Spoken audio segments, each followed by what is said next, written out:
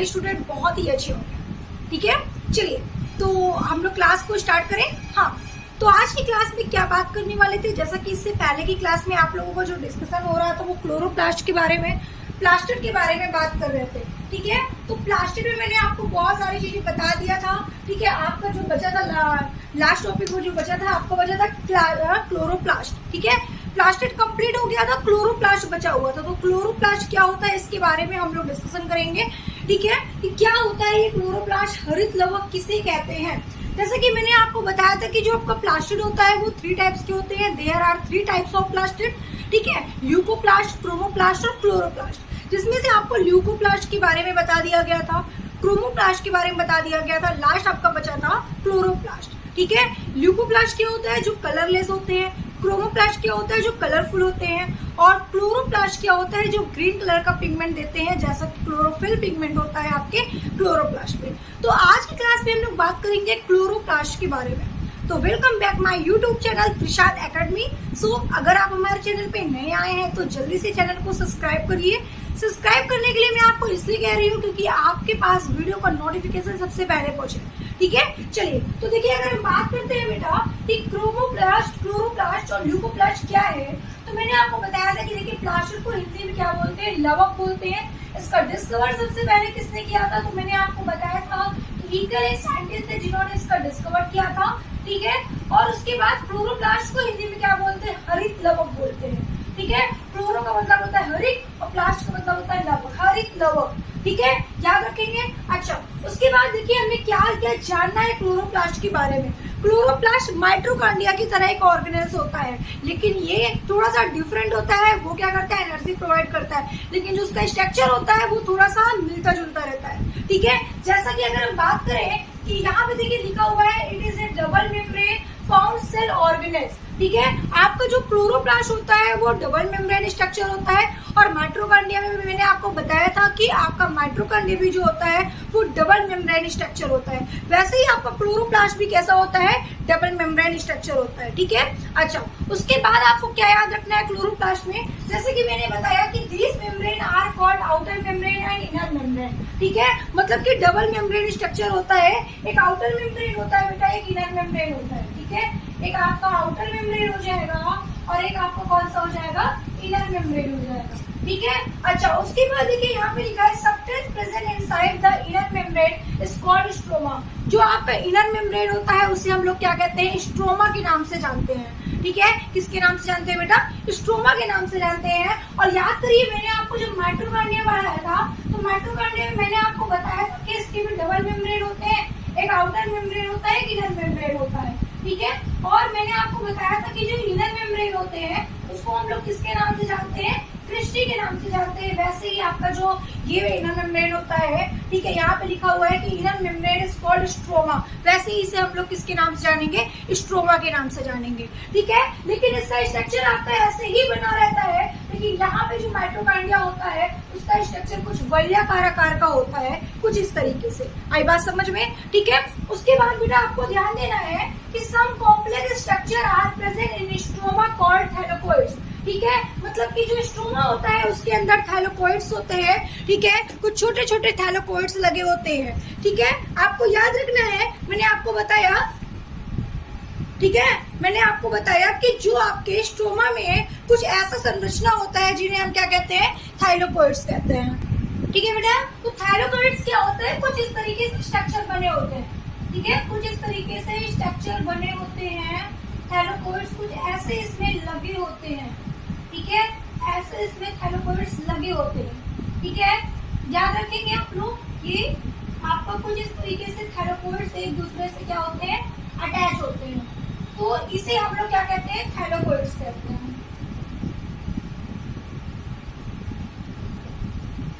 ठीक है, इसे हम लोग क्या कहेंगे, थैलेकोइड्स कहेंगे। अब बात यहाँ पे ये आती है कि मैम देखिए इसमें कौन कौन सा मेम्ब्रेन के बारे में आपने हमें बताया है। ठीक है, आपका एक हो गया कौन सा मेम्ब्रेन हो गया, ये वाला मेम्ब्रेन आपका हो गया आउटर मेम्ब्रेन हो गया, आउटर मेम्ब्रेन हो गया। ये वाला मेम्ब्रेन आपका इनर मेम्ब्रेन हो गया, है ना, ये आपका इनर मेम्ब्रेन हो गया, ये आपका आउटर मेम्ब्रेन हो गया, है ना। इतनी चीजें तो बिल्कुल कंफर्म हो गई। ठीक है, अच्छा आपको याद होगा कि जब मैं न्यूक्लियस पढ़ाई थी तो बताई थी दो मेम्ब्रेन के बीच जो स्पेस होता है, ठीक है, उसे हम लोग उसमें क्या बोले थे, न्यूक्लियर स्पेस बोले थे या पेरी न्यूक्लियर स्पेस बोले थे। तो इन दोनों के बीच का जो स्पेस, ये आपको स्पेस दिख रहा होगा, है ना, आउटर मेम्ब्रेन और इनर मेम्ब्रेन के बीच जो स्पेस है बेटा, उसे हम लोग क्या कहते हैं, तो इंटर मेम्ब्रेन स्पेस के नाम से जानते हैं, ठीक है। तो यहाँ पे जगह नहीं है, ठीक है, यहाँ पे लिख दे रहे हैं, इसको हम लोग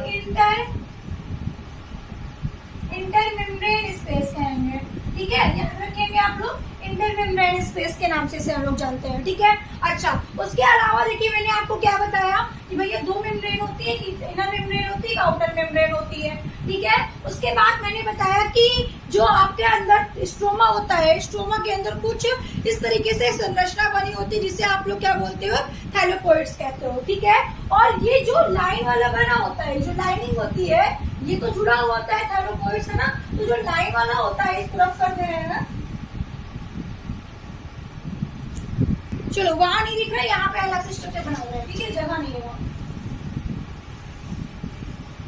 ये लो बना दे रहे हैं ऐसे, ठीक है।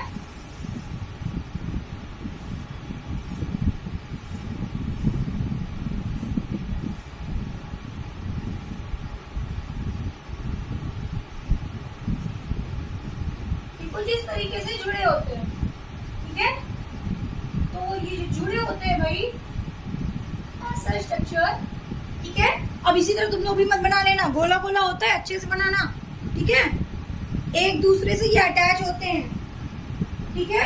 तो कुछ इस तरीके से जोड़ के बनाना, यहाँ पे जगह नहीं है भाई, कैसे करें, इसलिए हम आपको ऐसे ही बता दे रहे हैं समझाने के लिए, ठीक है। आप लोग ऐसा नहीं बनाइएगा, नहीं कहिएगा मैम आपने तो ऐसे ही बताया है हमें, ठीक है, आप लोग ऐसी गलती नहीं करिएगा, एक दूसरे से ये अटैच होते हैं, ठीक है। कैसे, चलो सही से बना देते हैं, बच्चे बोलेंगे कि मैम आपने ऐसे बनाया तो हम भी ऐसे ही बना ले रहे हैं, तो नहीं, रुकिए थोड़ा सा इरेज करके मैं बता दे रही कैसे बनता है इसका रहेगा।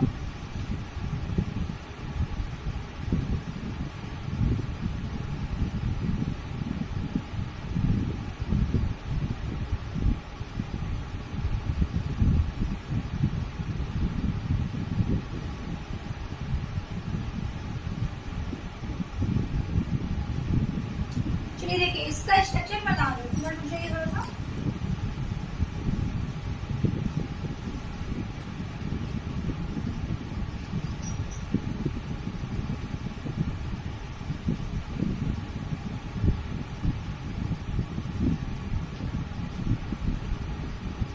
ठीक है, आपको कुछ स्ट्रक्चर इस तरीके से बनाना है,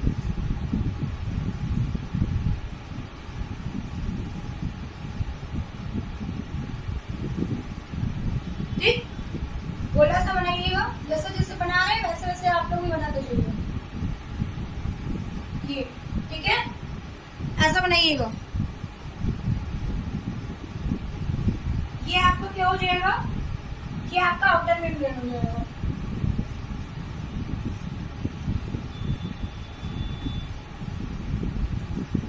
ठीक, ये आपका इनर मेम्ब्रेन हो जाएगा, और इन दोनों के बीच जो स्पेस है, उस स्पेस को क्या कहेंगे, तो आप लिख दोगे, वही दिख रहा है ना सबको, इसको आप लिख देंगे inter membrane space, inter membrane space, ठीक है। उसके बाद आपको बनाना है क्या, थैलेकोइड्स, थैलेकोइड्स बनाना है, तो थैलेकोइड्स इस तरीके से एक दूसरे से अटैच होते हैं, ठीक है।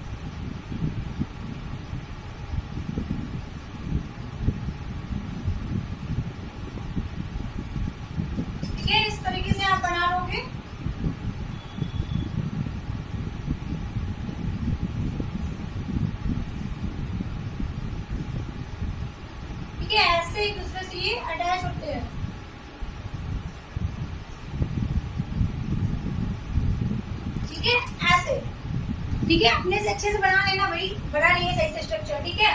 तो इस तरीके से आपको बना लेना है। ये मैं आपको समझाने के लिए बता रही हूँ। 2 मेम्ब्रेन होते हैं, इनर मेम्ब्रेन और आउटर मेम्ब्रेन होते हैं, ठीक है। उसके बाद जो इन दोनों के बीच का स्पेस होता है उसे इंटर मेम्ब्रेन स्पेस कहते हैं, ठीक है। और ये आपका ये वाला जो पार्ट होगा आपको, ठीक है, ये वाले पार्ट को हम क्या बोलते हैं, स्ट्रोमा, स्ट्रोमा, ठीक है। इसके अंदर कुछ लिक्विड सा फ्लूइड भरा होता है जिसे हम लोग क्या कहते हैं, स्ट्रोमा कहते हैं, ठीक है। जैसे कि माइटोकॉन्ड्रिया के अंदर मैट्रिक्स भरा होता है ना बेटा, वैसे ही क्लोरोप्लास्ट के अंदर भी लिक्विड सा फ्लूइड भरा होता है जिसे स्ट्रोमा कहते हैं, ठीक है। उसके बाद आप क्या ध्यान दोगे, ये वाला जो मैम गोला गोला बनाएंगे वो क्या है भैया, तो वो आप लिखोगे थैलेकोइड्स, ठीक है।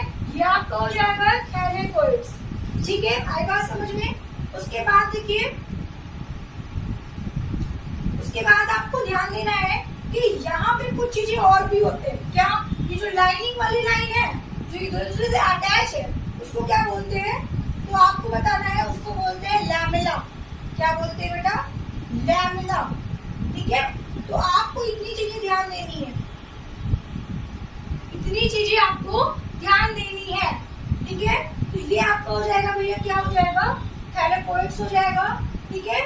और यहाँ पे आपको एक चीज और ध्यान देना है, क्या ध्यान देना है कि जो आपको ये वाला पार्ट, इधर वाला पार्ट होता है, ठीक है, इसको हम लोग क्या बोलते हैं, ग्रैनम, ग्रैनम या स्टॉक ऑफ थैलोडाइट्स, वही होता है, ठीक है। तो आप लिख सकते हो ये आपका ग्रैनम हो गया या फिर स्टॉक ऑफ थैलोकोइड्स, ठीक है।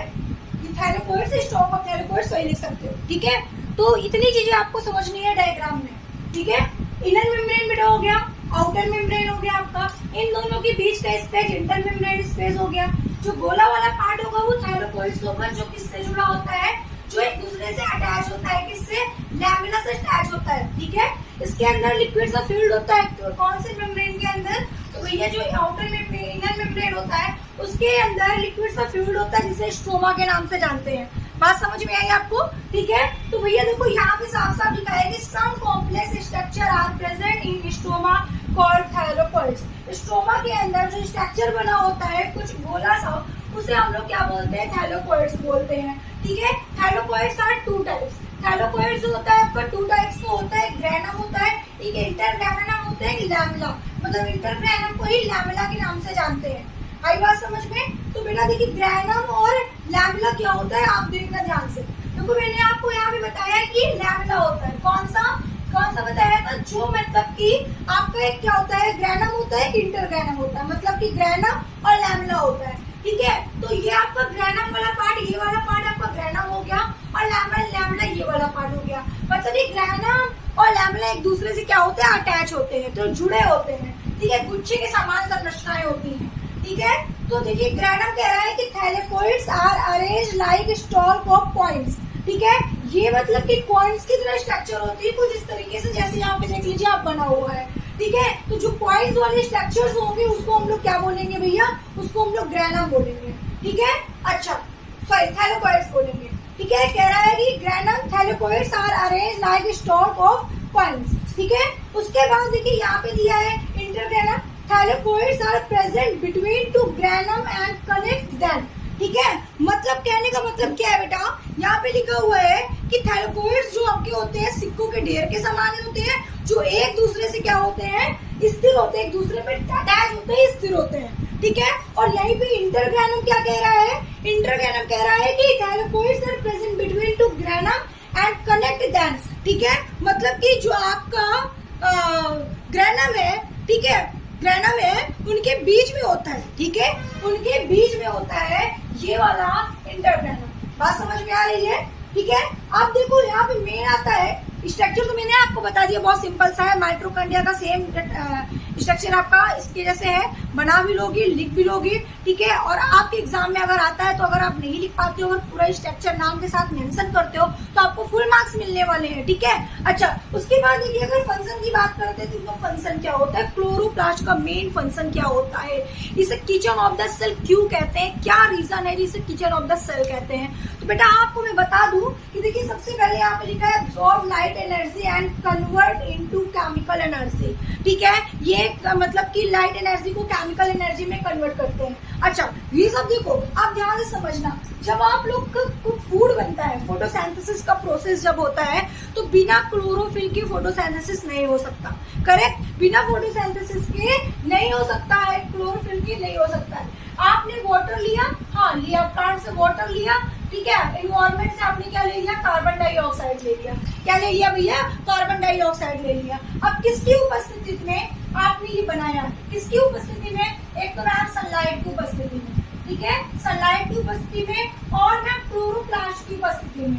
अगर क्लोरोप्लास्ट मतलब क्लोरोफिल, ठीक है, मतलब क्लोरोफिल यहाँ पे लिखो, क्लोरोफिल लिखो, ठीक है, पीएच क्लोरोफिल। अगर सनलाइट और क्लोरोप्लास्ट के सब्सटेंस में आपने क्या बनाया, C6H12O11 बनाया। क्या बनाया भैया, ग्लूकोज बना दिया, ठीक है। सब आपका क्या बन गया, ग्लूकोज बन गया। तो बेटा अगर आप वाटर और कार्बन डाइऑक्साइड को लेकर अगर बिना क्लोरोफिल की क्या ग्लूकोज बना सकते हो, नहीं बना सकते हो। तो इसका मतलब ये है कि ये एनर्जी बनाना, ये क्या करता है भैया, कन्वर्ट करता है केमिकल एनर्जी को, ठीक है, एनर्जी में केमिकल एनर्जी में कन्वर्ट करता है। बिना फोटोसिंथेसिस का जो प्रोसेस होता है, फोटोसिंथेसिस से ये फूड बनता है ना, फोटोसिंथेसिस के प्रोसेस से आपको फूड बना, ये रिएक्शन है फोटोसिंथेसिस का है। तो अगर आपके पास, ठीक है, क्लोरोफिल नहीं होता तो बिना क्लोरोफिल के सब्सटेंस में इसके, ठीक है, आप ये नहीं बना सकते हो, ठीक है। इसीलिए इसे किचन ऑफ द सेल कहा जाता है, क्योंकि ये भोजन बनाने का काम करता है। आपके लीफ में आपके प्लांट का कौन सा पार्ट है जो भोजन बनाने में हेल्प होता है, महत्वपूर्ण भूमिका निभाता है, तो आपको बताना है भैया लीफ होता है। क्यों, क्योंकि लीफ में क्या प्रेजेंट होता है, क्लोरोफिल प्रेजेंट होता है, और क्लोरोफिल के ही सब्सटेंस में आप क्या बनाते हो, ग्लूकोज बनाने का काम करते हो, ठीक है। तो ये हुआ आपका क्लोरोप्लास्ट का स्ट्रक्चर और उसके फंक्शन। और हम लोग को क्या याद रखना है, क्वेश्चन कहाँ से ज्यादा हम लोग से एग्जाम में पूछा जाता है, तो भैया पूछा जाता है कि किचन ऑफ द सेल किसे कहते हैं। तो आप बताओगे किचन ऑफ द सेल हम लोग किसे कहते हैं, अच्छे से आप लोग बता दोगे कि किचन ऑफ द सेल बेटा क्लोरोप्लास्ट को कहते हैं, ठीक है। तो यहाँ पे आप लोग को लिख लेना है कि किचन ऑफ द सेल किसे कहते हैं, किचन ऑफ द सेल किसे कहते हैं, क्लोरोप्लास्ट को कहते हैं। आई बात समझ में सबको, आई बात समझ में कि नहीं, जल्दी से एक बार मुझे कमेंट करके बताइए, ठीक है। तो ये हुआ आपका क्लोरोप्लास्ट, आपका क्लोरोप्लास्ट खत्म हो गया है। कल की क्लास में हम लोग डिस्कशन करेंगे गोल्जी बॉडी के बारे में। गोल्जी बॉडी आपका कंप्लीट हो जाएगा, उसके बाद हम लोग बात करेंगे बेटा, गोल्जी बॉडी जब आपका कंप्लीट हो जाएगा तो उसके बाद हम लोग बात करेंगे वैक्यूल्स के बारे में। एक एक ऑर्गेनेल्स को कर हम लोग कंप्लीट करेंगे। आई होप कि आज की क्लास आपको समझ में आई होगी। Okay, thank you. फिर मिलते हैं नेक्स्ट क्लास में नेक्स्ट वीडियो के साथ।